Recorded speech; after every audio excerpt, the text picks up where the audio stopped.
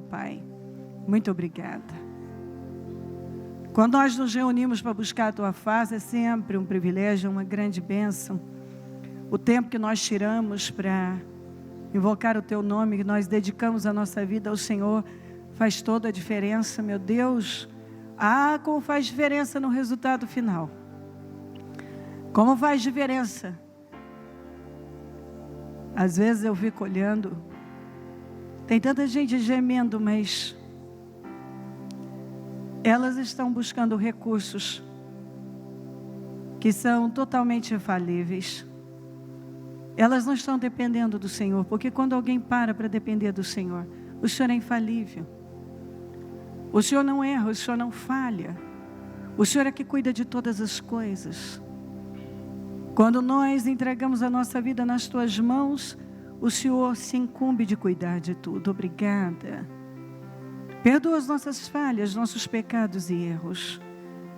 Eu abro esta reunião com muita gratidão, consagro ela ao Senhor. Peço que derrame unção e poder.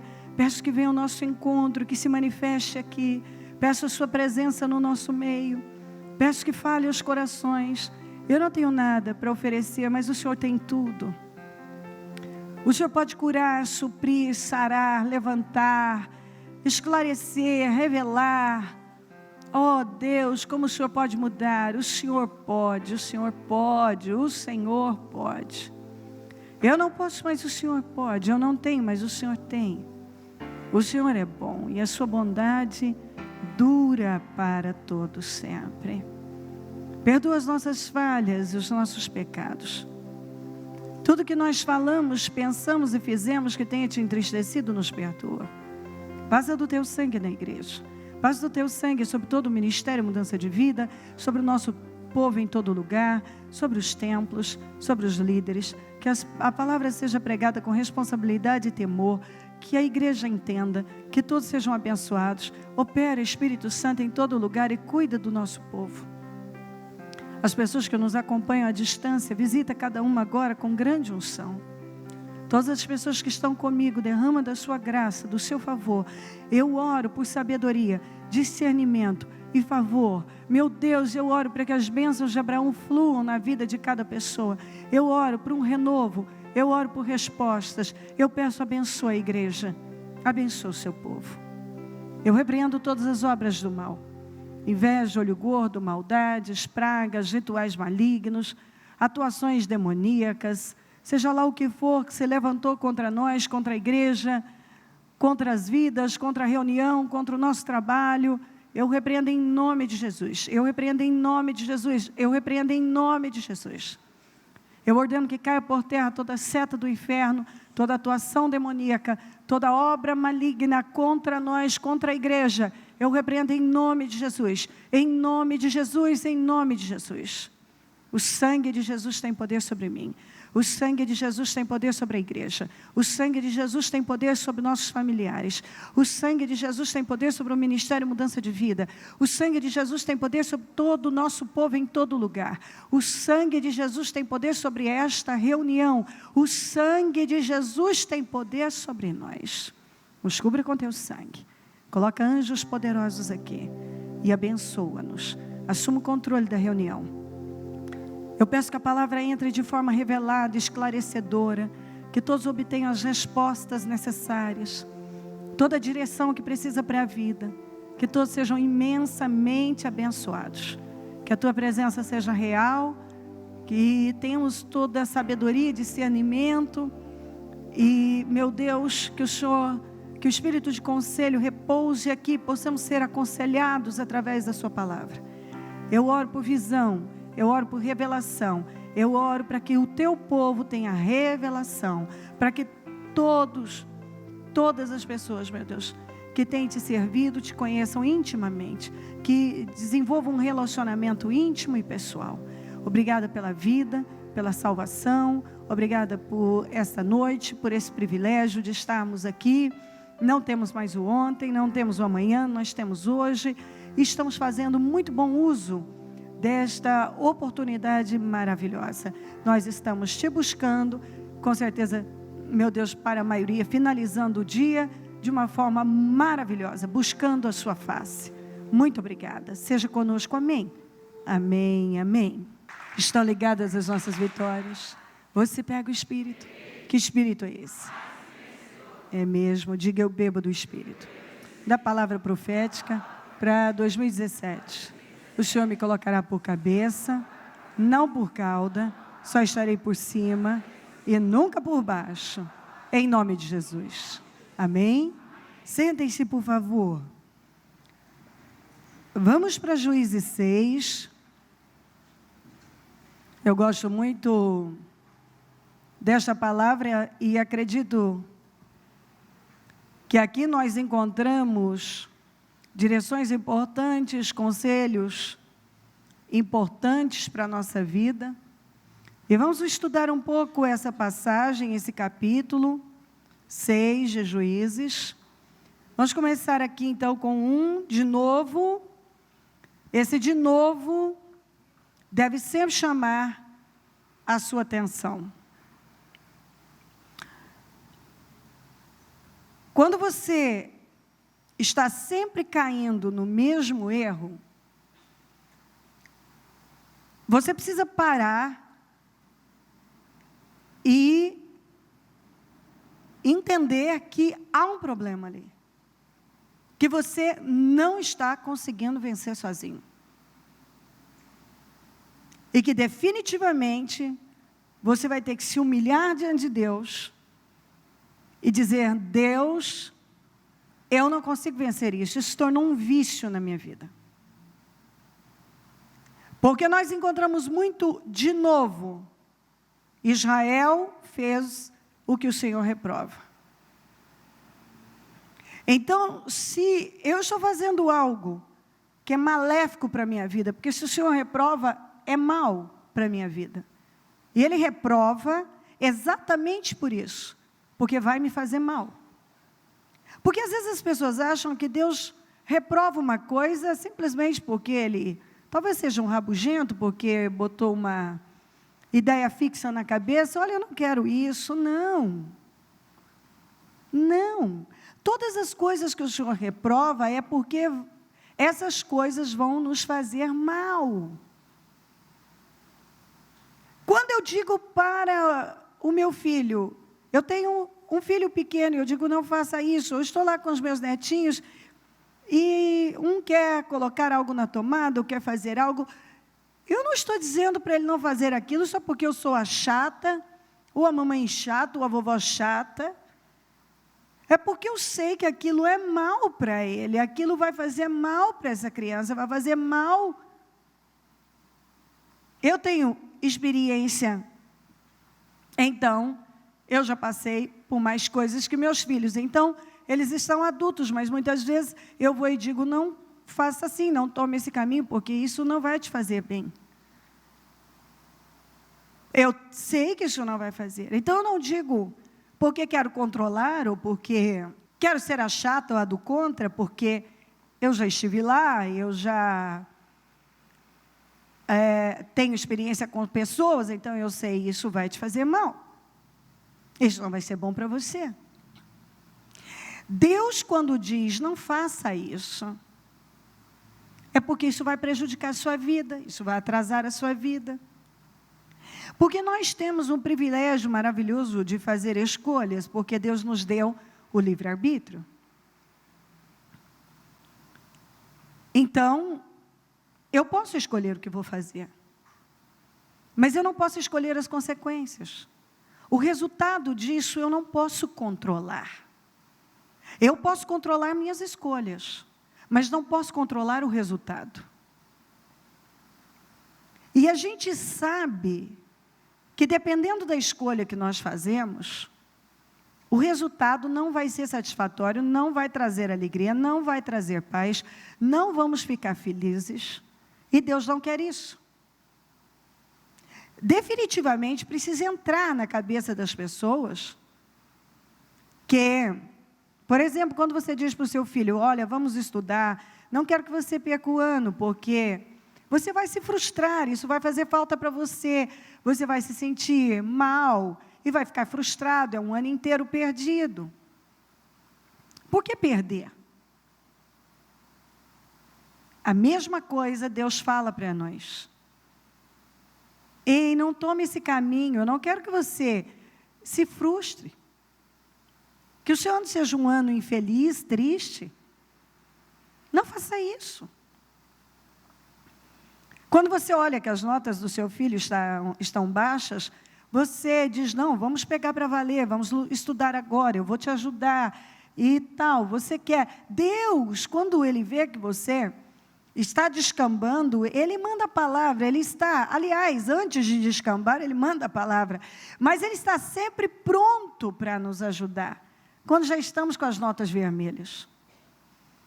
Ele está lá, não quero que você se frustre, eu não quero você assim, eu vou ajudar você. Eu quero ajudar você. Mas o que acontece? Como nós falamos ontem, Ele é o cabeça, mas nem todos estão atentos para o Senhor, que é o cabeça. Ele é o cabeça. E quando Ele fala, é porque Ele quer nos proteger. E cada pessoa, ao menor sinal de que alguma coisa não está funcionando bem, ela já deveria agir. Mas sabe o que eu vejo? Algumas pessoas esperam tudo desabar para ir lá tentar consertar aquilo. Por que permitir isso? Se o Senhor é o cabeça, Ele está falando. Ele está alertando você. Ele está dirigindo a sua vida. Se você deixar, com certeza, você não vai tomar um rumo errado, porque Ele vai falar com você. Ele é o cabeça. Mas Ele fala, e o que acontece com a pessoa? Muitas vezes ela ignora. Ela espera aquilo ir muito longe, para depois tentar voltar. Você percebe que algo não está caminhando bem, você já deve reagir, clamar o sangue de Jesus, usar o nome de Jesus, reagir espiritualmente. Você não pode buscar todos os recursos primeiro, para depois dizer, agora eu vou buscar Deus. Você não pode deixar simplesmente uma coisa desabar na sua vida, para depois dizer, agora eu preciso reconstruir. Não é inteligente, nós podemos evitar muitas coisas, porque o Senhor dá sinais, Ele vai falando. A palavra vem, Ele fala o seu coração, Ele está sempre nos dirigindo. Ele está sempre lutando para chamar a nossa atenção e dizer, esse caminho não é bom para você. Então, quando você percebe que está repetindo erros, é porque você não está conseguindo vencer aquela área. E certamente, se você já caiu naquele mesmo buraco uma vez, você sabe o que você passou. Então, você não pode simplesmente ignorar e dizer, não, eu não vou mais fazer isso de novo. Não, você tem que ver isso como um problema, como uma fraqueza importante, um vício, se tornou um vício, que você precisa da ajuda de Deus. Senhor, eu preciso de mais graça nesta área. Eu estou repetindo erros, eu estou caindo no mesmo erro. De novo, eu fiz a mesma coisa. De novo, eu reagi da mesma maneira. De novo. Aí é a hora que o diabo se aproveita da sua fragilidade para te acusar e fazer você sentir o pior dos miseráveis. E é nesse momento que você vai ter que ter uma força de invocar o nome do Senhor e não deixar Ele lançar um monte de culpa e condenação e te afastar de Deus. Porque quando nós repetimos um erro, é porque aquilo está muito forte em nós. E quando você repete aquele erro, você se sente normalmente um derrotado. E é aí que o diabo entra com toda a força, para não deixar você orar, buscar Deus e até colocar pensamentos assim, é melhor você desistir. é melhor você parar com tudo, porque você não serve para isso, você não vai dar conta mesmo, larga isso. E sabe o que acontece? A pessoa, ela confirma as obras do mal, porque ela acaba dizendo, eu vou desistir mesmo, eu vou largar, isso aqui não tem jeito não, eu não vou conseguir vencer isso nunca, aqui não é lugar para mim, isso aqui não é lugar para mim, essa situação não é para mim, isso aqui não é para mim, aquilo outro é para mim, é sempre assim. Esse é o espírito da derrota. E o diabo fica feliz da vida, porque você está confirmando que ele está conseguindo atingir o alvo. Você está falando como ele quer que você fale, porque ele não pode ler seus pensamentos, mas ele sabe muito bem ouvir o que você está falando. Então, de novo, os israelitas fizeram o que o Senhor reprova. E sabe o que eles fizeram? Trocaram de Deus. E durante 7 anos, e é isso que me assusta, por que esperar tanto tempo para invocar o nome do Senhor? Porque de alguma maneira, o diabo convence as pessoas que elas vão conseguir sozinhas. E durante 7 anos, ele os entregou nas mãos dos midianitas. Os midianitas dominaram Israel, por isso os israelitas fizeram para si esconderijos, vai vendo a miséria, a derrota, a vergonha, a humilhação, nas montanhas, nas cavernas, nas fortalezas. Isso é vida, viver se escondendo. Sempre que os israelitas faziam as suas plantações, os midianitas, os amalequitas e outros povos da região, a leste deles, as invadiam. Acampavam na terra e destruíam as plantações ao longo de todo o caminho até Gaza e não deixavam nada vivo em Israel. Então, para onde eles olhavam, eles viam morte, devastação, vergonha, humilhação. Nem ovelhas, nem gado, nem jumentos.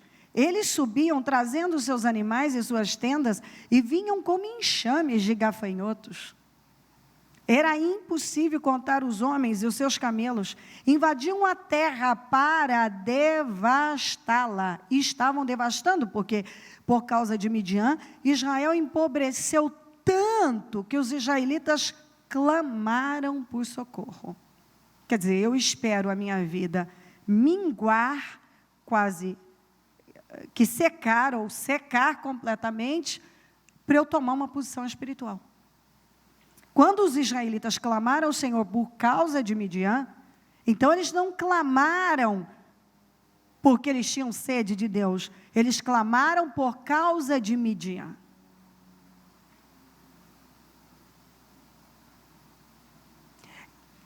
E aqui tem uma lição muito importante.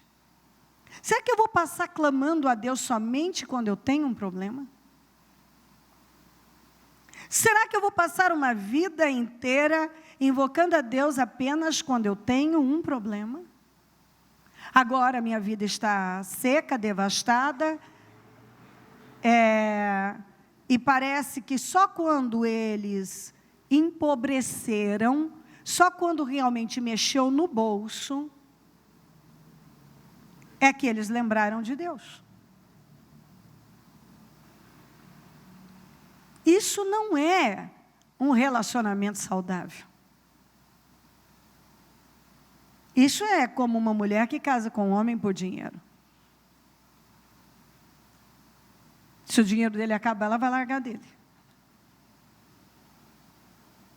E eles enviou um profeta que disse, assim diz o Senhor, o Deus de Israel, tirei vocês do Egito, da terra da escravidão, eu os livrei do poder do Egito e das mãos de todos os seus opressores. Fui eu, ele disse, eu os livrei. Eu. Expulsei-os e dei a vocês a terra deles. E também disse a vocês, eu sou o Senhor, o seu Deus. Não, não, não adorem os deuses dos amorreus, em cuja terra vivem, mas vocês não me deram ouvidos. Eles viram Deus expulsar aquele povo daquela terra. E viram que os deuses daquela terra, daquele povo, não puderam salvá-los de Deus. Agora, eles pegam e vão lá adorar deuses que não puderam fazer nada nem pelo seu próprio povo. Que é o que acontece com muita gente dentro da igreja. Ele vai buscar recurso no mesmo lugar que o ímpio busca. Ele está tentando vencer usando dos mesmos métodos que o ímpio usa. Buscando os mesmos recursos. Ele está vendo o mundo devastado, as pessoas infelizes. Ele tem o Deus vivo. E ele vai buscar recurso onde pessoas que talvez um dia foram vencidas, inclusive Deus trabalhou para te dar vitória sobre elas, agora você busca recurso no mesmo lugar que elas buscavam. O Senhor disse para Israel uma coisa muito forte. Por muitos anos Israel dominou, prevaleceu e foi cabeça no mundo. Israel foi cabeça. Tanto que o Senhor disse para Israel, em Deuteronômio 28, que se Israel permanecesse no Senhor, em obediência, em temor, o Senhor colocaria aquele povo muito acima de todas as nações. E eles jamais seriam cauda. Jamais estariam por baixo. Mas nós vemos as promessas que Deus fez ao seu povo, e a grande promessa ao Abraão, 7 promessas, que inclusive quem o abençoasse, significava que quem abençoasse seus descendentes, a nação que abençoasse Israel, seria abençoada.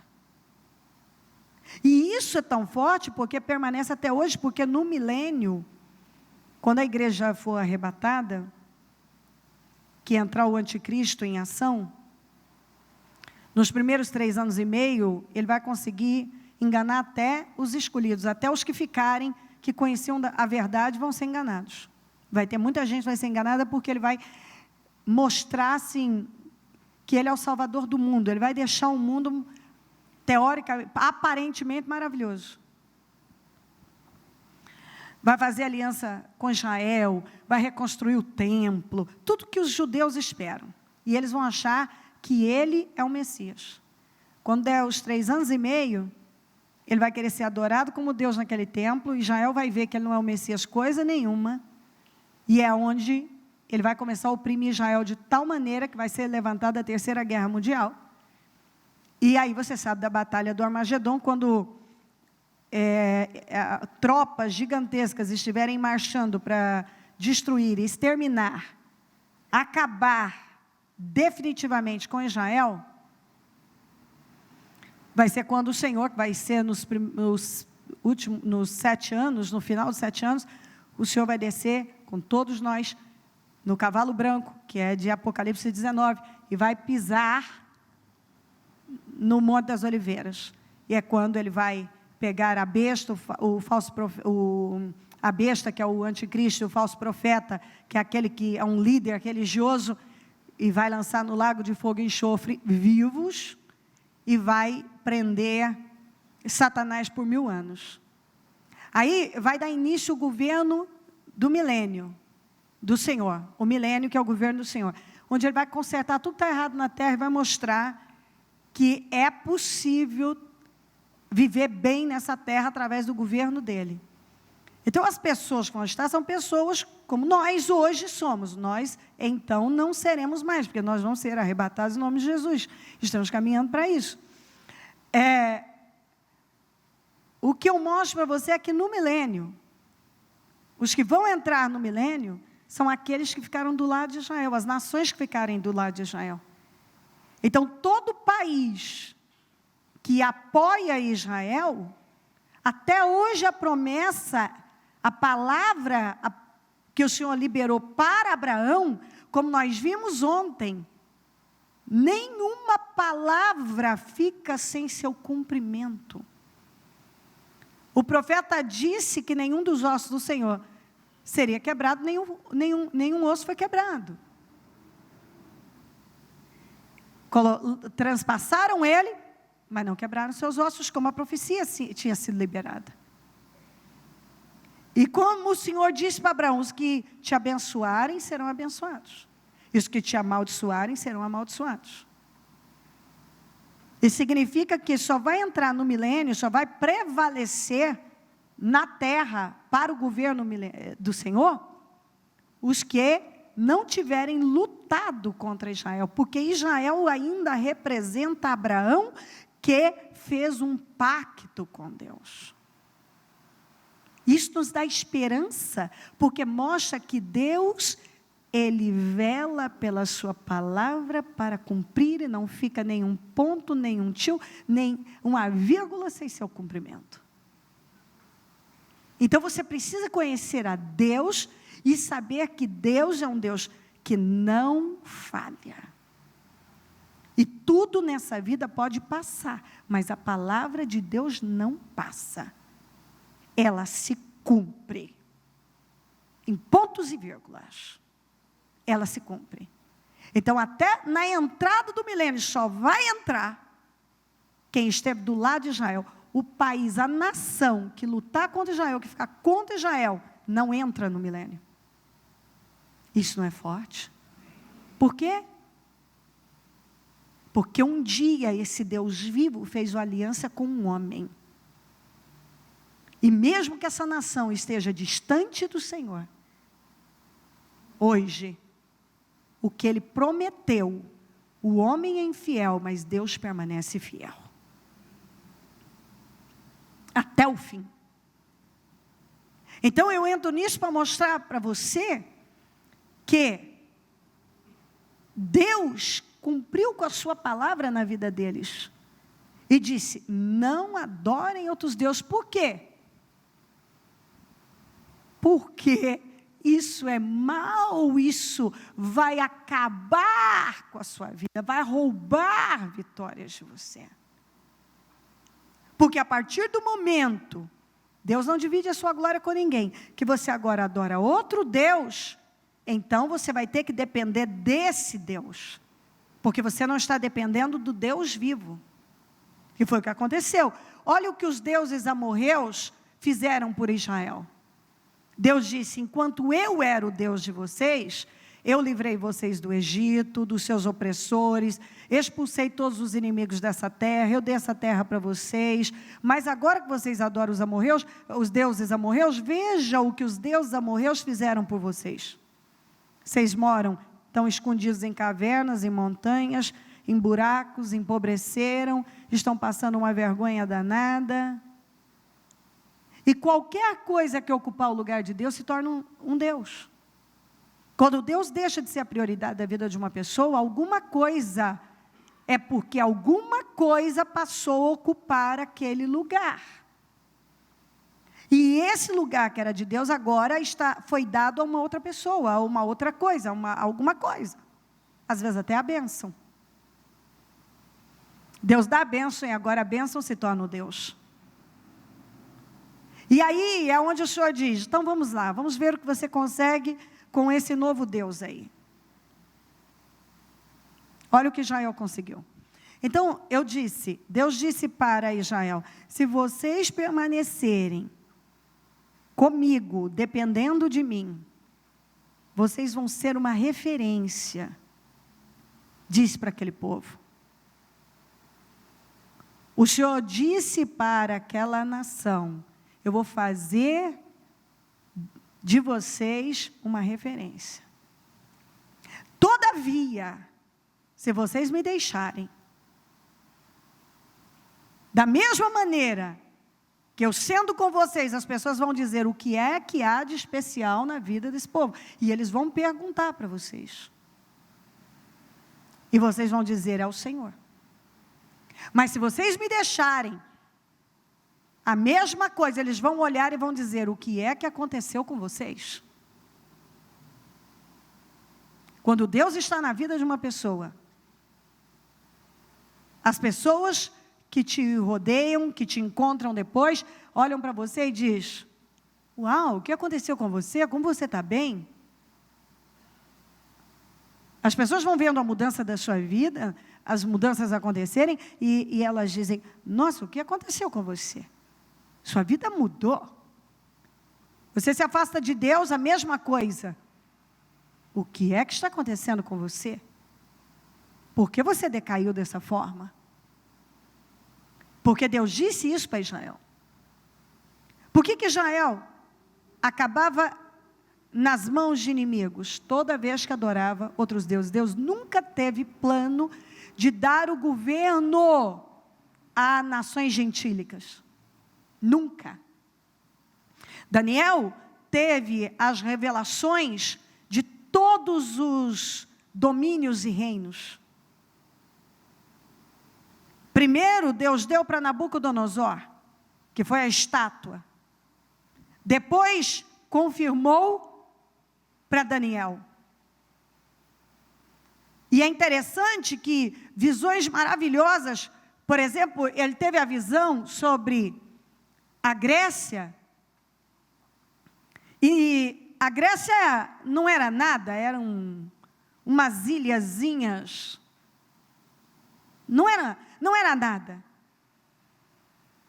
E Deus deu para Nabucodonosor e mais tarde deu para Daniel a visão de que um homem, para Daniel deu assim, um leopardo com asas, que ia se levantar, era uma velocidade tão grande, que foi Alexandre o Grande. Ele nem tinha nascido, Daniel teve a visão de que esse homem conquistaria o mundo num tempo tão rápido, mas também morreria muito rápido.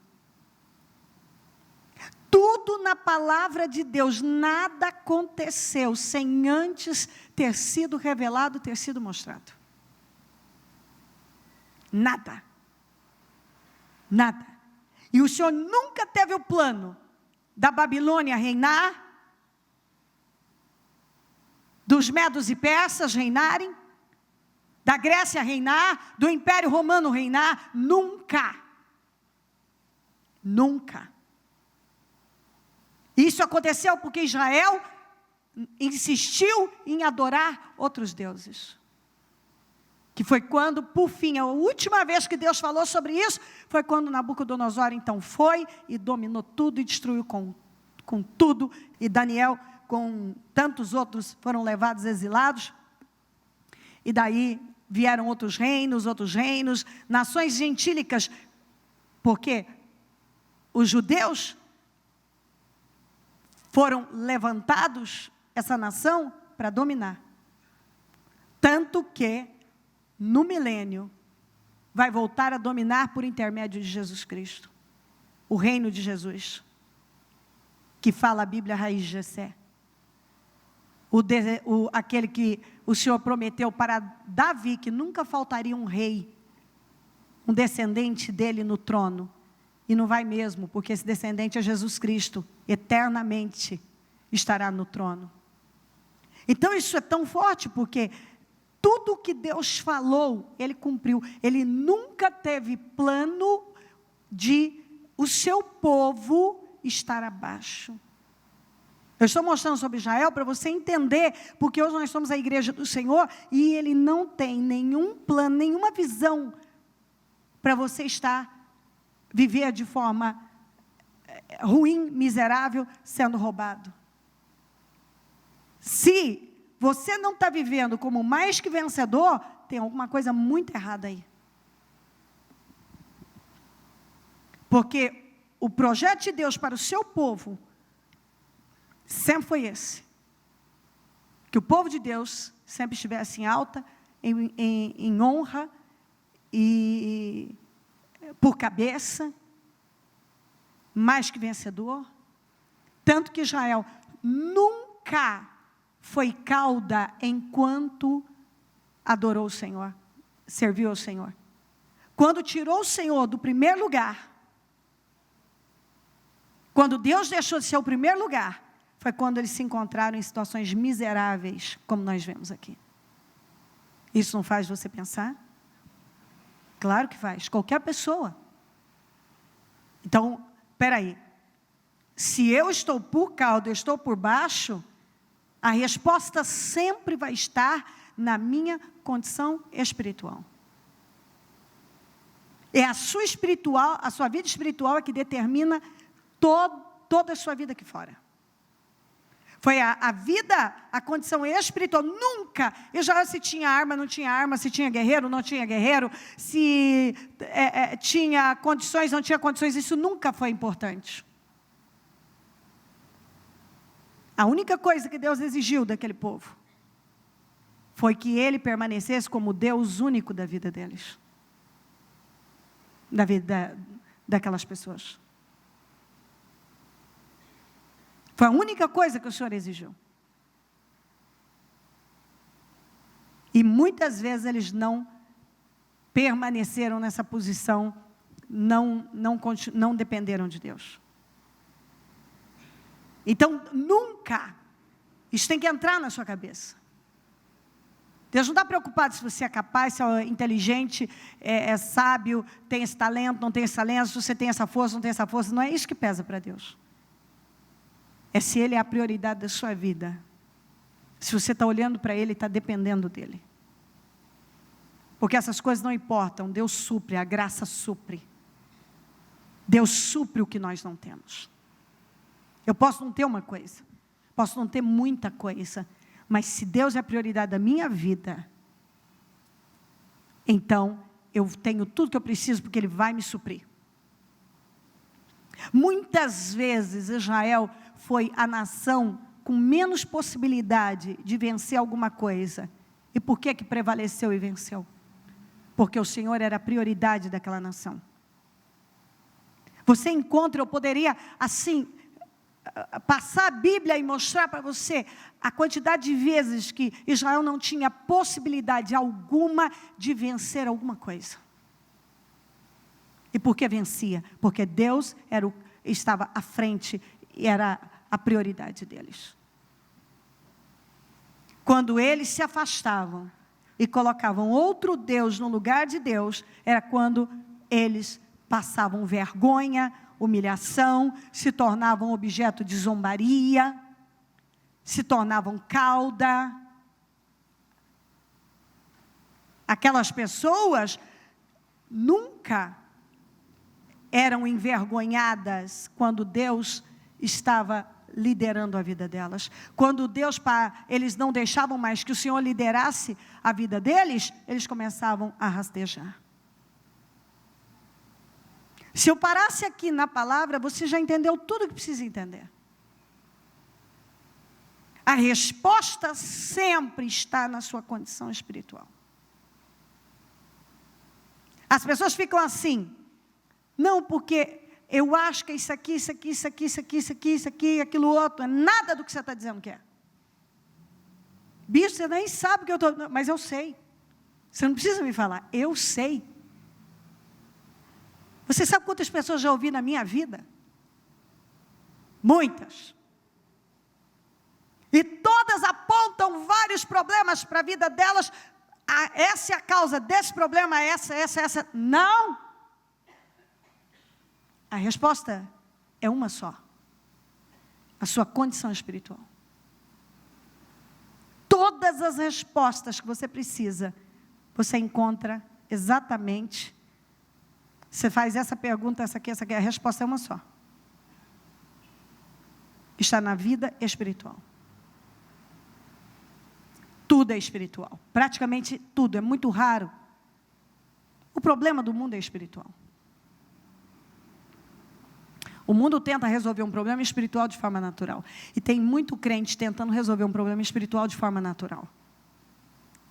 Tem coisas que estão lá continuamente, é um problema espiritual. A pessoa já ouviu 500 mil vezes, foca Deus, olha para Deus, dependa de Deus, espera no Senhor. O que ela faz? Ela continua lutando com as mesmas armas, com a mesma mentalidade, caindo nos mesmos erros, olhando para a mesma direção, fazendo os mesmos questionamentos. Muitas vezes, como eu disse, aí quando ela se sente acabada, não vai ter jeito mesmo, eu vou desistir, eu vou sumir, eu vou largar, eu vou fazer. É assim. Nunca há um equilíbrio, uma decisão realmente, de parar e tratar aquilo espiritualmente. Você está entendendo? Tratar aquilo lá espiritualmente.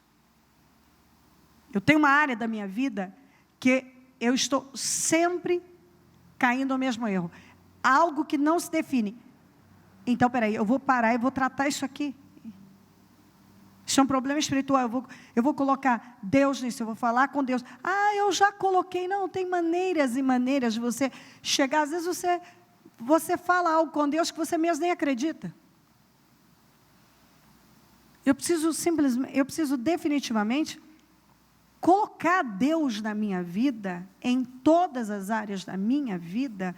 Não é dizer, Deus, o Senhor pode tomar conta dessa, mas essa aqui não, deixa que essa eu tomo conta. Não, bispo, eu não ajo assim. E você age quando você vai lá e faz ao seu modo. Você tenta resolver do seu jeito. Você tem as mesmas reações. E então, vamos lá, mais uma vez, no mesmo lugar. Israel, de novo, fez aquilo que sabia que nunca tinha funcionado. Por que funcionaria agora? Está entendendo? Tem coisas que eu já sei. Quantos anos de vida você tem? Então, vem cá, quantas vezes você passou por esse mesmo caminho? Por que agora, durante 20, 30, 50, 60 anos, não sei, 70, vamos lá, você passou por aquele caminho, e você tropeçou no mesmo buraco, por que você acha que agora você não vai tropeçar ali? Por que você acredita que dessa vez, ao seu modo, no mesmo lugar, da mesma forma, fazendo do mesmo jeito, vai dar certo? Além de estúpido, isso é muito arrogante. Porque eu me convenço de uma coisa sem inteligência nenhuma. Eu já vi essa cena, eu já vi esse filme, eu já vi isso aí outras vezes. Eu já tive aí. Não funcionou, mas eu tenho uma fortaleza mental tão terrível, que eu ainda acredito, o diabo ainda tem essa fortaleza na minha vida, ele manda em mim, que ele me faz acreditar, que agora, pela milésima vez, que eu estou fazendo a mesma besteira, agora vai dar certo. Eu estou tendo a mesma atitude, agora vai dar certo. O mesmo desequilíbrio, o mesmo descontrole, tomando a mesma decisão, falando as mesmas coisas, agora vai dar certo. É por isso que você encontra pessoas envelhecendo muito frustradas, infelizes, decepcionadas. E algumas que desistem de tudo, até da vida, porque elas preferem desistir da vida, elas preferem gemer a tratar aquelas áreas que estão afundando com elas. Às vezes não são nem áreas, é algo no temperamento, que a pessoa tem N qualidades maravilhosas, mas essa forma dela agir estraga com tudo.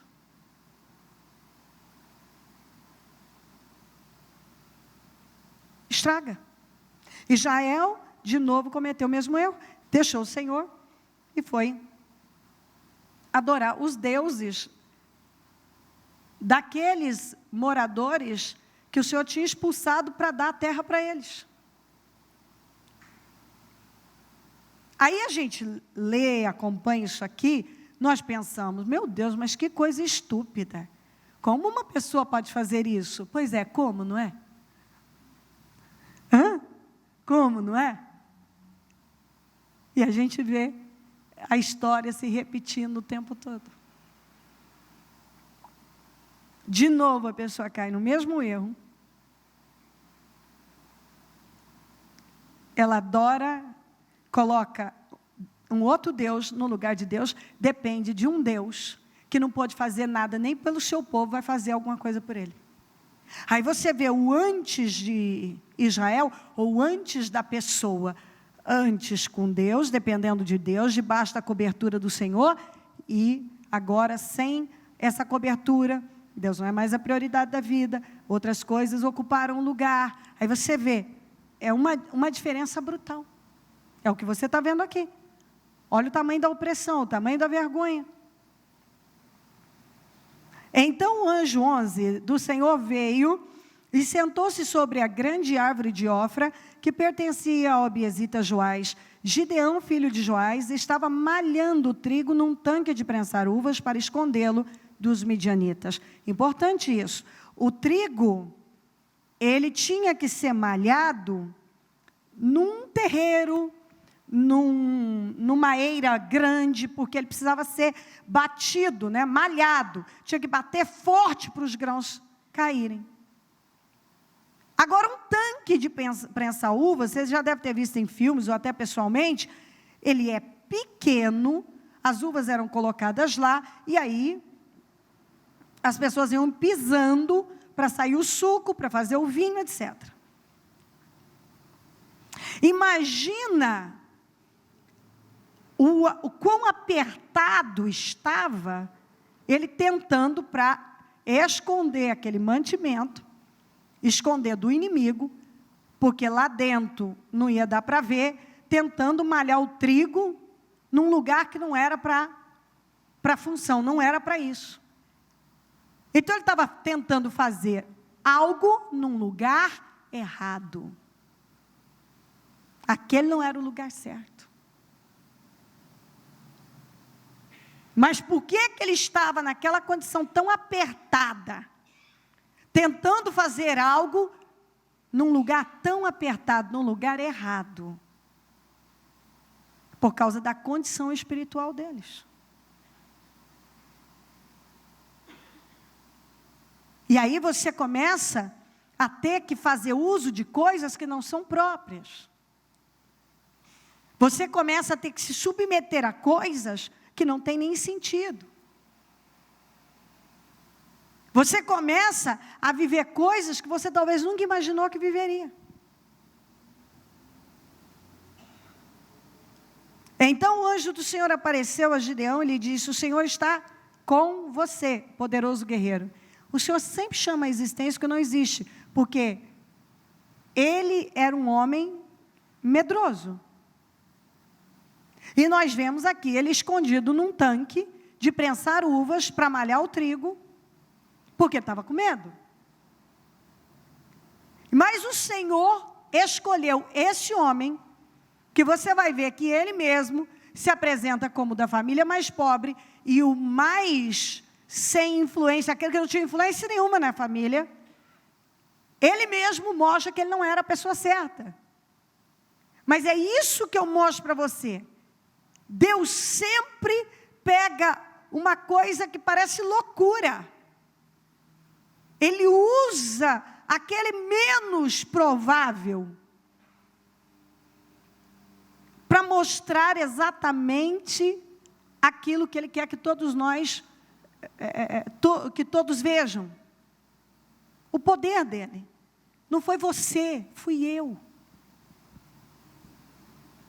E é o que Ele vem falando conosco. Você precisa botar Deus definitivamente e depender dEle. Porque não importa o que você tem, se você depender dEle, se você tem ou não tem, Ele vai fazer. Você pode ser o mais improvável, mas Ele pode usar você, Ele pode fazer na sua vida, porque Ele não depende do que você tem ou não tem. Ele depende da sua fé, do seu relacionamento com Ele. E o Senhor disse o que para ele? Eu estou com você. E você sabe, Emanuel, o que significa Deus ser com uma pessoa? Tudo. Sua vida muda. Você pode não ter nada. Mas se Deus for com você, tudo muda. Ah, Senhor, Gideão respondeu, se o Senhor está conosco, por que aconteceu tudo isso? Ele já não tinha respondido através do profeta. Porque vocês adoraram os deuses amorreus. Você já não acabou de ouvir isso? Porque é exatamente isso que o Gideão falou aqui, ó. Onde estão todas as suas maravilhas que os nossos pais nos contam, quando dizem, não foi o Senhor que nos tirou do Egito, mas agora o Senhor nos abandonou e nos entregou nas mãos de Midian. Às vezes a pessoa, ela vai lá, ela faz escolhas, e aí ela fica lá. Eu não sei porque que eu estou passando por isso. Eu não sei por que isso. Eu não sei por que aquilo. Eu não sei, eu não estou entendendo. Preste atenção. É impossível uma pessoa não saber. Porque o Espírito Santo, ele discerne as coisas, ele revela. É muito estranho quando alguém fica lá, eu não sei, eu não sei, eu não sei. O que aconteceu com suas maravilhas? Deus tinha dito já, eu continuo mesmo. E você tem que entender, Deus continua o mesmo. São as pessoas que mudam. É a condição espiritual que muda. Não é Deus que muda. Somos nós que mudamos. Outro dia eu dependia inteiramente dele, agora eu estou dependendo dos deuses dos amorreus. O Senhor se voltou para ele, não deu resposta para aquilo. Você já percebeu que Deus não responde algumas coisas? Principalmente quando ele sabe muito bem que você sabe o que está acontecendo. Ele não vai te dar resposta. Ele não respondeu para aquela pergunta. Ele disse, o Senhor se voltou para ele e disse, com a força que você tem, vai libertar Israel das mãos de Midian. Não sou eu quem o está enviando? Eu sempre gosto disso. É com a força que você tem. É com o que você tem que você vai fazer coisas grandes. Não é com alguma coisa de alguém. É com aquilo que você tem que talvez você nem dá valor. Foi com um pouquinho de azeite e de farinha da viúva que um milagre aconteceu e eles sobreviveram até o Senhor mandar chuva na terra, para aquela terra, para a terra de Israel. Foi com um pouquinho de azeite que a viúva pagou todas as dívidas e viveu do resto, a outra viúva. Foi com 5 pães e 2 peixinhos que o Senhor alimentou, numa situação, mais 4.000 homens, fora crianças, mulheres e crianças, numa outra situação, mais de 5.000, fora mulheres e crianças. E ainda, muitos cestos, as sobras foram imensas. Então, é com a força que você tem, é com o que você tem. Porque aquilo que você não tem, a unção compensa. Deus vai compensar na sua vida. Ele sendo com você, Ele vai compensar. Ele disse, com a força que você tem, vai libertar Israel das mãos de Midian. Não sou eu que estou te enviando, eu estou te enviando porque você está com medo, vá. Ah, Senhor, respondeu Gideão, como posso libertar Israel? Meu clã, quer dizer, minha família, é o menos importante de Manassés, e eu sou o menor da minha família. Ó a frase que o Senhor deu para ele, diga comigo, vamos juntos, eu estarei com você. Fechou, acabou. Eu não tenho, minha família é mais pobre, eu não tenho capacidade, eu nem tenho coragem para isso, eu não tenho influência nem na minha casa, como é que eu vou conseguir arrebanhar pessoas? Como é que eu vou trazer pessoas para me ajudar? Eu não tenho influência na minha casa. Ele estava dizendo exatamente isso. Eu sou menor da casa do meu pai. Lá, eu não tenho influência nenhuma. Ninguém me ouve lá. Como é que alguém vai me ouvir em Israel? O Senhor só disse isso, eu estarei com você. Então, quando isso entra no entendimento da pessoa, eu estarei com você. E eu não preciso puxar aqui o gancho do José. Porque você já aprendeu sobre isso. Deus foi com José. Deus estava com José. E quando Deus está com uma pessoa, não há limite para ele erguê-la. Ele disse, eu estarei com você. Ponto. Se Deus for com você, E como é que a gente faz Deus ser com a gente? Crendo nele, dependendo dele. É quando ele encontra essa sinceridade no coração da gente. Eu posso não ser perfeita, você pode não ser perfeito, nós temos falhas, mas quando Deus é a prioridade da nossa vida, nós somos sinceros, verdadeiros aqui com Ele. Ele pode ser conosco. Quando Ele é a prioridade da vida de uma pessoa. Respondeu o Senhor, e você derrotará, todos os midianitas como se fossem um só homem. Você não precisa ter medo. Era um exército imenso. E o Senhor disse, você vai derrotar como se fosse um homem só. Como se você estivesse enfrentando um único homem. E foi isso que Deus fez, e você conhece a história. Gideão prosseguiu, se de fato posso contar com teu favor. Se de fato eu posso contar com a sua graça sobre mim. Se eu tenho graça para vencer isso, se eu tenho o seu favor, dá-me um sinal de que és tu que está falando comigo. E é impressionante como Deus dá. Peço-te que não vás embora até que eu volte e traga a minha oferta e a coloque diante de ti. E o Senhor respondeu, eu esperarei até você voltar. Você vê o amor de Deus e o carinho de Deus para com o seu povo? Isso não mudou. Você fala com Deus, com o seu coração sincero, Deus vai estar ali, presente. Senhor, fica aqui.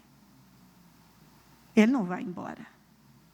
Gideão foi para casa, preparou um cabrito e com uma arroba de farinha fez pães sem fermento, pôs a carne num cesto e o caldo numa panela, trouxe-os para fora e ofereceu-os a ele sobre a grande árvore. E o anjo de Deus lhe disse, apanha a carne e os pães sem fermento, ponha-os sobre esta rocha, derrame o caldo. Gideão assim o fez. Com a ponta do cajado que estava em sua mão, o anjo do Senhor tocou a carne e os pães sem fermento, fogo subiu da rocha, consumindo a carne e os pães, e o anjo do Senhor desapareceu. Quando Gideão viu que era o anjo do Senhor, exclamou, Senhor soberano, viu o anjo? Senhor soberano, viu o anjo do Senhor face a face? Disse-lhe, porém, o Senhor, paz seja com você, não tenha medo, você não morrerá. Por que o Senhor respondeu assim para ele? Porque tem pessoas que é impressionante, ele tinha acabado de ouvir coisas tão fortes de Deus, ele tinha visto que Deus recebeu a oferta que ele quis dar, foi um sinal de que Deus seria com ele, e agora ele pensa em morte. Foi por isso que Deus falou, porque ele pensou que ia morrer. Isso é uma lição para nós, depois que nós já ouvimos tanto a Deus, já vencemos tantas coisas, o Senhor nos levou tão longe, porque agora você acha que vai perecer? Você já viu o quanto nós encontramos esse tipo de situação na Bíblia? A pessoa venceu coisas imensas, ela foi tão longe, Deus já foi tanto com ela, e num momento, por uma coisa, às vezes até sem sentido, ela já pensa no pior e quase que se entrega ao pior. O Senhor disse, paz seja com você, o que eu tenho com você, Gideão, é paz. Eu creio que o que Deus está dizendo para você é isso, o que eu tenho com você é paz. Então você pode ficar em paz, você não precisa ter medo, você não vai morrer, você não vai fracassar, isso não vai terminar assim.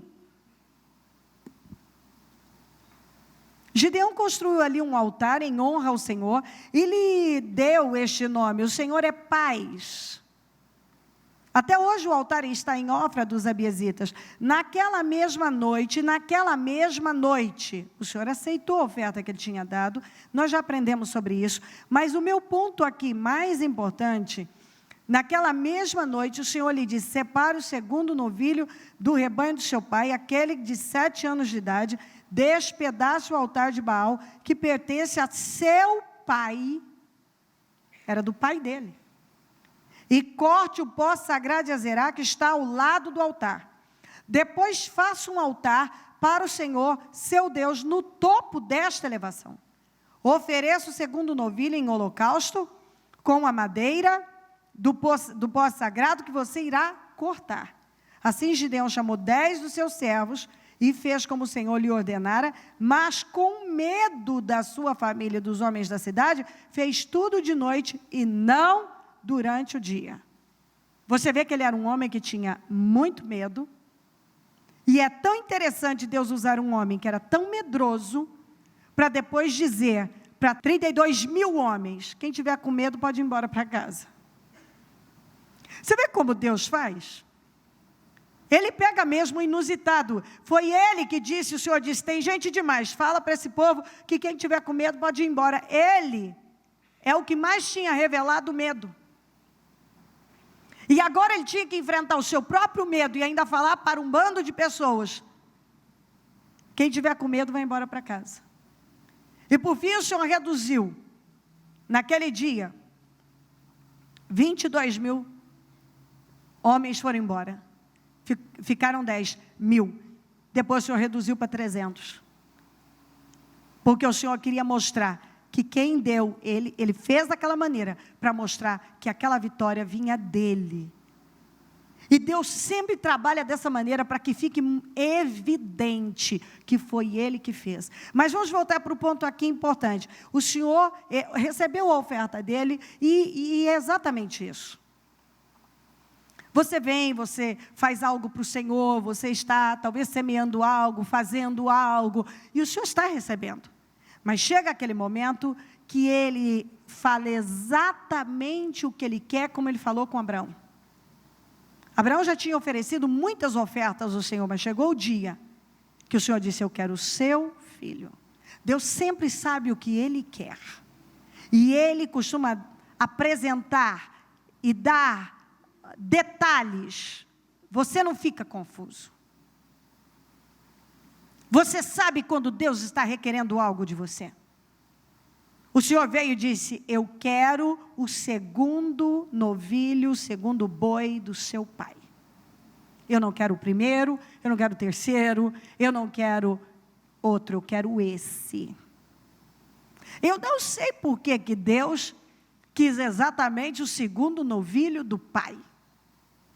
Mas Deus deu o detalhe do que ele queria, e não tem negociação.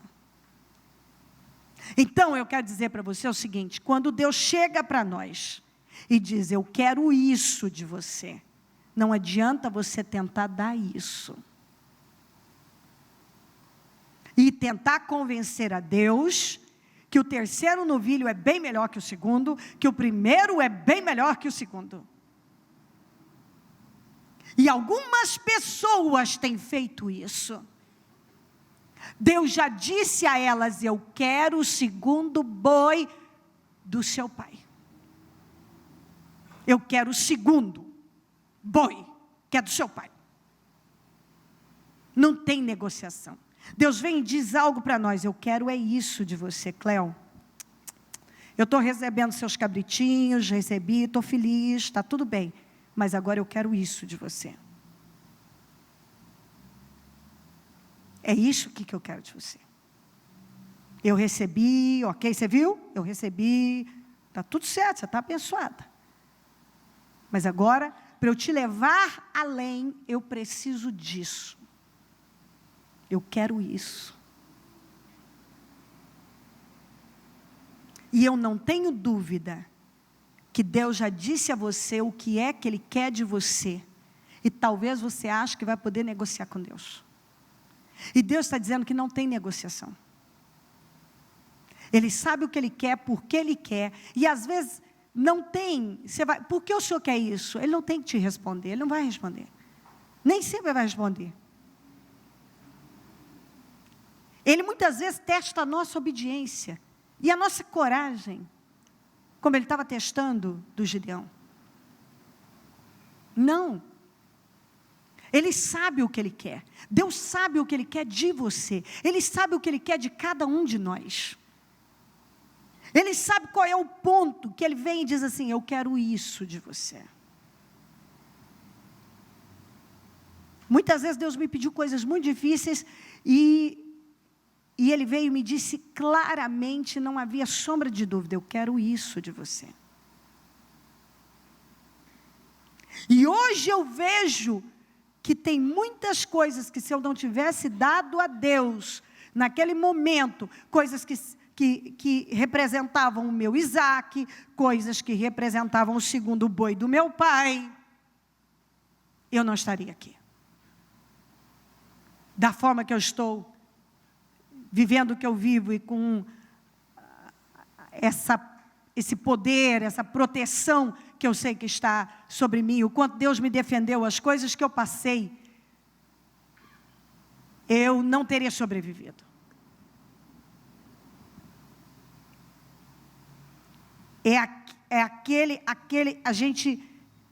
Nós somos levados por Deus para uma situação de que, ok, você tem feito isso. Muitas vezes eu disse, Senhor, mas olha, eu tenho feito, sim, tenho recebido seus cabritos. Mas agora eu quero isso. Como quando Abraão ofereceu holocaustos e seus sacrifícios, Deus recebeu. Você vá lá os altares que ele levantou e que ele ofereceu ao Senhor. O Senhor recebeu. Mas agora ele queria Isaac. O Senhor recebeu o cabrito dele, do Gideão. Mas agora ele queria o segundo boi. Ele deu detalhes. Então ninguém pode dizer, eu não sei o que Deus quer de mim. Não, ele te dá detalhes. Eu quero o segundo boi do seu pai. Eu quero esse boi aqui. Não, Senhor, esse aqui é mais bonito. Olha, muito mais gordinho. Esse aqui eu não quero esse. Eu disse esse. Às vezes é isso que a gente faz com Deus, Senhor. Mas olha, esse aqui é maravilhoso. Esse aqui, olha, é coisa divina. Não quero esse. Eu disse esse. Às vezes a gente chega para Deus e quer convencer o Senhor que tem algo melhor, que isso aqui que eu vou fazer, olha, Senhor, eu faço isso, eu faço aquilo outro, eu faço tudo para o Senhor aqui, mas isso não, Senhor. Não tem negociação. Eu quero esse, e eu estou te dando os detalhes exatamente, eu sei o que eu quero de você. Eu sei o que eu quero de você. E eu quero o que eu estou pedindo a você. Entrega o que eu estou pedindo a você. Eu já recebi o que você quis me dar, agora você vai dar o que eu quero.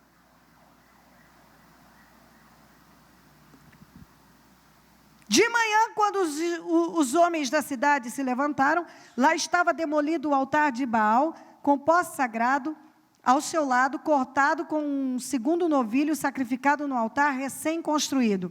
Ele fez algo maravilhoso. Tinha o altar de Baal, e era por causa daquele altar e daquele poste sagrado que Israel estava gemendo daquele jeito. Aqueles deuses eram os deuses dos amorreus. Às vezes nós estamos no cristianismo, nós estamos servindo a Deus há tanto tempo, e ainda não demolimos alguns altares e não derrubamos alguns postes sagrados na nossa vida. Ainda temos alguns ídolos dentro de nós. Se você vasculhar, você ainda vai encontrar alguns ídolos aí. Alguns altares que não foram demolidos. Ou seja, coisas que têm ocupado demais a sua vida. Que estão no lugar de Deus. Coisas. Porque qualquer coisa que ocupar o lugar de Deus se torna um ídolo. Pode ser qualquer coisa. E às vezes estamos muito tempo servindo, digamos, a Deus, mas ainda não demolimos altares e não cortamos colunas sagradas da nossa vida. E a gente sabe que tanto a feitiçaria como a idolatria são pecados terríveis, só que a gente sempre tende a pender para aquele lado de que não, mas eu não faço isso, eu não faço aquilo, mas nós sabemos que feitiçaria, por exemplo, rebelião é como pecado de feitiçaria. E às vezes a gente tem, se a gente mergulhar, há rebeliões lá dentro. Às vezes há tanta coisa que não foi vista, que foi ignorada. Eu não concordo com isso. Eu não concordo com aquilo. Eu não tenho humildade para me curvar. Esse não concordo tem destruído com vidas. Porque a pessoa simplesmente acha, é minha opinião. Às vezes, a sua opinião está indo contra a de Deus. Às vezes você está discordando de algo que você acha que é algo que vem de uma pessoa, e você está discordando do próprio Deus, como Deus disse para Saulo, Saulo, Saulo, por que você me persegue? Mas ele não estava perseguindo Jesus, porque Jesus já tinha ido para a glória, ele estava perseguindo os crentes, e Jesus disse, você está me perseguindo. Então, quando você persegue um justo, você está perseguindo o próprio Jesus. Isso significa que quando você, discorda disso, discorda daquilo outro, eu não concordo com isso, você está em feitiçaria.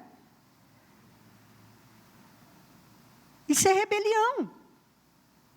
E você fecha e vai, tem gente que se fecha e fica remoendo, e pensa mil coisas, imagina e fantasia, e vai para lá e vem para cá, o diabo se iranda com a mente da pessoa. Depois, ela passa por momentos tão terríveis, porque as consequências vêm, talvez até pelos impulsos, na hora da emoção, atitudes estúpidas acabam sendo tomadas, depois só sobra o quê? A vergonha, a derrota. O orgulho, a arrogância, é como o pecado de idolatria. Isso é bíblico, eu não estou falando nada que eu não possa provar.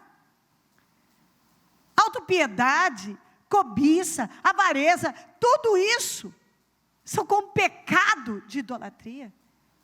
Mas ninguém olha que a arrogância, o orgulho, faz você estar no pecado, praticando o pecado da idolatria. O orgulho tem devastado com pessoas, meu Deus, como me dói. Às vezes eu vejo pessoas maravilhosas, que têm um destino maravilhoso, sabe, tudo para ir longe, e o orgulho não deixa. E você vê gente, que pessoa talentosa, que capacidade, como poderia ir longe essa pessoa, se ela se tornasse uma pessoa humilde, quebrantada diante de Deus. Mas o orgulho, nessa minha caminhada com Deus, eu vi tanta gente fracassar, por causa do orgulho. Porque a Bíblia diz que antes da queda vem o orgulho. E tem muita gente que tem gemido, e o grande problema da vida, esse orgulho, é a arrogância. Então ele precisava demolir aqueles altares que estavam trazendo miséria para Israel. E o Senhor sabia disso. E o Senhor mandou ele fazer aquilo. E às vezes a gente precisa parar e tomar uma decisão na vida. Hoje eu vou quebrar esse altar, esse poço sagrado da minha vida. Eu vou dar o que Deus quer. Fim. De manhã todos os homens viram aquilo, não gostaram, estavam gemendo por causa daquilo. Perguntaram uns aos outros, quem fez isso? Depois de investigar, concluíram que foi Gideão, filho de Joás. Os homens da cidade disseram a Joás, traga seu filho para fora. Ele deve morrer, pois derrubou o altar de Baal e quebrou o poste sagrado que ficava ao seu lado. Você já viu a cegueira? Sabe quem foram essas pessoas? Eram pessoas que conheciam o Deus vivo. E agora alguém foi lá e tomou uma atitude sábia, e eles estavam com raiva. Você já viu gente que implica com alguém que tomou a atitude certa, que deu o passo certo? Ao invés dele louvar aquela atitude, ele se fecha, porque o que eu penso, o que eu acho, do meu jeito, é que importa. O que Gideão fez foi amando de Deus e foi correto. Mas eles não gostaram, ele deve morrer porque fez isso. Os homens da cidade disseram isso. Joás, que era o pai, porém respondeu à multidão hostil que o cercava, vocês vão defender a causa de Baal? Estão tentando salvá-lo? Quem lutar por ele será morto pela manhã. Se Baal fosse realmente um Deus, poderia defender-se quando derrubar o seu altar. Por isso, naquele dia chamaram Gideão de Jerubbaal, dizendo que Baal dispute com ele, pois derrubou o seu altar. O pai dele disse uma coisa sábia, e olha que era o altar do pai. Ele disse, se ele fosse Deus, ele teria se defendido. E quem lutar por ele, já que ele mesmo não pôde se defender, quem lutar por ele, vai morrer, vai fracassar. E você sabe o que eu tenho visto na vida? Gente que não vê isso, a coisa é tanta cegueira. Quando uma coisa não vem de Deus, não permanece. Quando uma coisa não vem de Deus, ela não prevalece. Você já viu gente lutar por coisas que Deus já deu N provas? Eu não estou nisso. E está lá a pessoa ainda tentando lutar para fazer aquilo funcionar. Joás, o pai dele disse, se Baal fosse Deus, ele teria se defendido. Quer dizer, se ele tivesse algum poder, ele não estaria aí aos cacos, tudo não teria sido demolido. Então isso significa que quem lutar lutar por ele, vai morrer. E tem gente morrendo aos poucos, porque está lutando guerras estúpidas. Escolham as suas guerras. Dá para você começar a escolher as suas guerras? Para de lutar por coisas estúpidas, por coisas que Deus não está. Porque quando uma coisa vem de Deus, ela flui, ela permanece. Mas quando uma coisa não vem de Deus, ela não flui e ela não permanece. Por que lutar por algo que está na cara que Deus não está nisso? Mas alguns continuam lutando guerras estúpidas. Até para lutar uma guerra eu preciso ter sabedoria. Porque tem guerra que eu não tenho que lutar. Isso é perda de tempo. Eu não vou mexer com isso. Tem coisa que eu não vou mover um dedo. Tem coisa que eu viro as costas e vou sacudir a poeira do pé e fim. Eu lá vou mexer com isso? Deus não está nisso? Mas algumas pessoas ficam lá, gemendo por uma coisa, e lamentando por outra, e brigando pelos outros, e pegando briga dos outros, e se metendo em coisas que não foi chamado. E aí pergunta, por que minha vez? Estou exausto. Eu acredito que esteja mesmo. Porque se você não sabe escolher as suas guerras, você vai ficar exausto. Quando uma coisa é de Deus, ela flui, ela permanece. Se não permaneceu, porque não veio de Deus. Não adianta eu tentar dar algo para alguém que Deus não quer dar. Não adianta eu tentar promover alguém que Deus não quer promover. Não adianta eu ficar lutando por algo que Deus não está.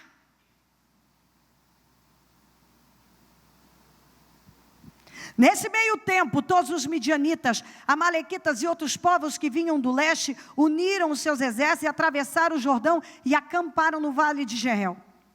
A coisa começou a ficar preta, pior, porque agora eles estavam ali, próximos, perto, unidos, muitos inimigos. Então, o Espírito do Senhor apoderou-se de Gideão, e ele, com toque de trombeta, convocou os abiesitas para segui-lo, enviou mensageiros a todo Manassés, chamando as armas, também a Azer, a Zebulon, a Naftali, que também subiram ao seu encontro. Lembra que ele disse que ele não tinha influência na casa dele? Mas quando o Espírito do Senhor se apoderou dele, ele tocou a trombeta, ele reuniu 32 mil homens. Você vê a diferença? Quando Deus é com uma pessoa, e o Espírito do Senhor toma a vida daquela pessoa, o pouco que ela faz, ele tocou a trombeta, estava todo mundo lá. Quando Deus é com uma pessoa, Deus disse, eu estarei com você. E o Espírito do Senhor se apossou dele. É tudo o que você precisa, Deus ser com você e o Espírito do Senhor se apossar de você. Que aquilo que você nunca imaginou que ia fazer, você faz, você consegue, você tem êxito, olha o tamanho do êxito dele. Mas Gideão ainda precisava ganhar mais segurança, e ele foi pedir alguns sinais para Deus. Ele já tinha pedido, agora pediu mais.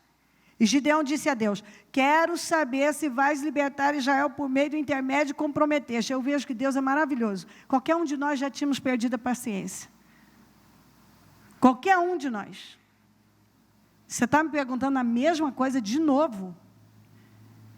Vê, colocarei uma porção de lã na eira, se o orvalho molhar apenas a lã e todo o chão estiver seco, saberei que tu libertarás Israel por meu intermédio como prometeste. Assim aconteceu. Gideão levantou-se bem cedo, no dia seguinte torceu a lã e encheu uma tigela de água do orvalho. Disse ainda Gideão a Deus, não se acenda a tua ira contra mim. Ele já estava vendo que aqui já era demais. Deixa-me fazer, eu já tinha, olha, não sei não. Deixa-me fazer só mais um pedido. Permite-me fazer mais um teste com a lã. Desta vez faze ficar seca a lã e o chão coberto de orvalho. E Deus assim fez naquela noite, somente a lã estava seca e o chão estava todo coberto de orvalho. Deus não é fofo? É maravilhoso. Aí deixa eu dizer uma coisa para você, ele teve todos os sinais que ele precisava, que Deus estava com ele.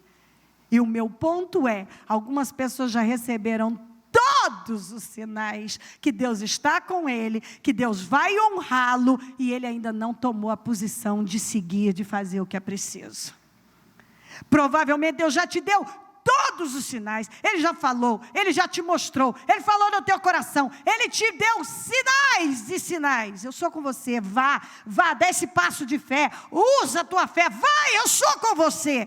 E a pessoa ainda está lá travada, mas será, Senhor, mas será? E o Senhor está dizendo, eu já te dei todos os sinais. E o final da história você sabe. Gideão foi mais que vitorioso. Foi incrível aquela vitória. Coloquem-se de pé, por gentileza. A mão no seu coração. Você ouviu coisas importantes que eu tenho certeza que são transformadoras. Então, com a mão no coração, é hora de você realmente rasgar o seu coração e falar com Deus. E dizer, Senhor, eu recebo. E eu estou pronto. Eu não sei qual a área, eu não sei em qual momento da palavra Deus mais falou com você. A resposta que você precisava, você recebeu. Mas eu sei de uma coisa. Eu sei que Deus respondeu a todos que estão aqui. E eu sei que é uma palavra de vitória. E eu sei que é uma direção maravilhosa para a sua vida. É Deus, mais uma vez, garantindo a você que Ele está na sua vida, que Ele está com você, dando a você toda a direção do que deve fazer, o que Ele espera, que talvez você precisava de mais uma confirmação para entregar algo, para tomar uma decisão. Agora você recebeu tudo o que precisava. Rasga o seu coração, se renda ao Senhor e diga, estou pronto, Senhor. Entendi. E fim. Foi maravilhoso. Passa do teu sangue sobre o teu povo agora, Senhor. Vai queimando todos do alto da cabeça à planta dos pés. Que cada um esteja tendo toda a revelação e todo o discernimento necessário. Toda a visão necessária para a vida. Ajuda, Senhor. Levanta com grande poder agora. Vai movendo agora. Vai movendo cada vida. Vai movendo cada um agora, Senhor. É o que eu te peço. Que não fique nenhuma sombra de dúvida. Que toda a revelação que essa pessoa precisa, ela esteja recebendo. E que todas as transformações que ela necessita estejam acontecendo. Ó Deus, que ela receba toda a força, todo o poder, toda a coragem, toda a ousadia. Porque o Senhor está garantindo a ela toda a vitória, a certeza. É isso que o Senhor está dizendo, eu estou com você. Eu estou dizendo a você porque que muitas coisas estão acontecendo. Eu estou dizendo porque que talvez algumas ainda não estão onde poderiam estar. Eu estou dizendo a você, pode ir porque eu estou com você. Eu já te dei sinais que eu estou na sua vida e a vitória é sua. Para de lutar guerras que não vai te levar a lugar nenhum. Para. O que é de Deus permanece. Se isso não fluiu, não permaneceu, é porque o Senhor não estava nisso. Fim.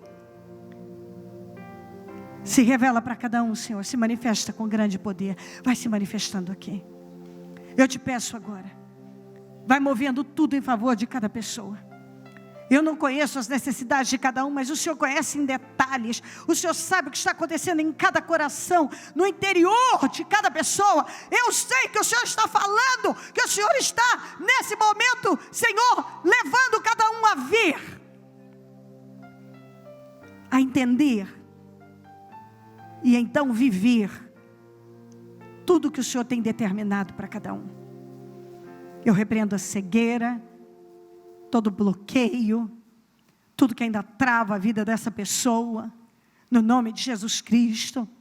E eu peço essas portas abertas, eu peço visão, revelação, poder de reação, uma atitude ousada, que cada um saia daqui determinado a dar passos ousados, porque o Senhor está garantindo que vai honrar, sem dúvida nenhuma, o que o Senhor mandou Gideão fazer. Foi ousado, foi forte demais. E ele teve absoluto sucesso, ele teve sucesso absoluto, ele foi abençoado. Que cada um recebe esse entendimento agora, meu Deus. É tempo de vitória, é tempo de glória. O Senhor não tem, como o Senhor disse, pela a boca do próprio Balaão, não se vê desgraça em Jacó. Não se vê desgraça em Jacó. Não se vê. E eu tenho certeza que Deus está dizendo a mesma coisa para você. Não se vê derrota na sua vida. Você pode sorrir para o futuro, porque o que Ele tem prometido, Ele vai fazer na sua vida. Restituições, restaurações, vitórias, inimigos poderosos que vão cair. Eu não sei o que representa esse inimigo poderoso que tem estado aí na sua vida, mas esses inimigos caíram. Os midianitas, os amalequitas que estavam empobrecendo Israel caíram. Eles caíram por terra. Não há dúvida que Deus está dizendo que seja lá o que for que ainda está na sua vida, você vai vencer. Você vai vencer porque Ele está com você. E eu abençoo a sua vida com toda essa visão, essa força, essa coragem, essa ousadia. Um espírito determinado. Que você saia daqui determinado, determinada a seguir as instruções que você recebeu do Espírito Santo, a se posicionar, porque Deus vai te honrar como honrou Gideão. E mais uma vez a palavra veio como um sinal de vitória para a sua vida. Gideão pediu tantos sinais e Deus honrou a todos os sinais. Talvez você tenha recebido um sinal atrás do outro, de que Ele quer fazer, de que Ele vai fazer, de que Ele está com você, que você vai vencer essa situação. Mais uma vez, Ele deu a você a segurança de que você vai vencer essa situação. Você pode sair daqui seguro disso. E eu te abençoo com essa força, com esse poder, com essa autoridade, essa ousadia. Que você se levante agora e se endireite em Deus, e passe a viver de uma forma completamente diferente daquela de quando você chegou aqui. Que você saia daqui agora em nome de Jesus, e eu profetizo isso com uma outra cabeça, com outro espírito, com uma outra visão, em o nome do Senhor Jesus, pronto para viver situações completamente diferentes, porque a mão do Senhor está na sua vida, em nome de Jesus Cristo. Em nome de Jesus, levante as suas mãos para o céu agora, coloque a sua vida inteiramente nas mãos do Senhor e diga o que você e o que está no seu coração agora. Eu confio no Senhor, eu recebo essa palavra, eu saio pronto para entregar o meu segundo boi, eu saio pronto para enfrentar o que eu tenho que enfrentar, eu não vou mais me intimidar, eu não vou mais temer absolutamente nada. Eu sei que o Senhor está comigo, eu sei que o seu Espírito está sobre a minha vida, eu sei que hoje foi mais um grande sinal de que o Senhor está dirigindo a minha vida, que o Senhor quer me abençoar. Foi mais um grande sinal que o Senhor quer me abençoar. Fala isso para Deus. Eu não tenho dúvida que essa palavra veio para te esclarecer, abrir a sua mente. Foi mais um sinal de Deus. Ei, eu estou investindo em você, eu me preocupo com você, eu amo você, eu estou trabalhando na sua vida. É Deus dizendo: eu não desisti de você, eu estou olhando para você, eu estou te vendo sim, eu tenho algo grande com você. Eu vou fazer, mas você tem que colocar a sua vida inteiramente nas mãos de Deus e dizer: você dirigida pelo Senhor, e eu confio no Senhor. Eu saio daqui com outro espírito, porque eu sei que está na minha vida, e pronto para fazer tudo que é preciso. Eu ouvi a palavra, Senhor, eu entendi a palavra, eu vou fazer, em nome de Jesus. Com as suas mãos santas estendidas ainda para a direção onde você precisa que Deus haja, então profetiza lá, que as bênçãos de Abraão fluam naquele lugar, naquele endereço, na vida do seu marido, da sua esposa, na vida dos seus filhos, na sua casa, na sua empresa, no seu lar. Então, com as suas mãos estendidas para aquela direção, profetiza agora, que essa porta seja aberta, que esse milagre seja materializado, que essa situação seja completamente mudada, que a bênção do Senhor esteja lá, em nome de Jesus Cristo, em nome de Jesus. Vamos dar as mãos e fazer a oração da concordância. Ó meu Deus querido, amado e santo, eu quero agradecer demais por tudo que fez, e eu concordo com todas as orações, clamores, mudanças, milagres, transformações. Ó meu Deus, eu concordo com a mudança radical na vida de cada pessoa. Eu concordo e eu ligo aqui na terra todas essas vitórias, milagres. Eu concordo, meu Deus, com todas as vitórias do seu povo, e eu ligo aqui na terra para que todas essas bênçãos sejam ligadas no céu. E eu desligo, Senhor, todas as situações adversas que têm estado na vida dessa pessoa. Eu não sei o que, mas eu desligo aqui na terra, para que seja desligado no céu. E eu abençoo a igreja com um novo tempo, em nome de Jesus Cristo.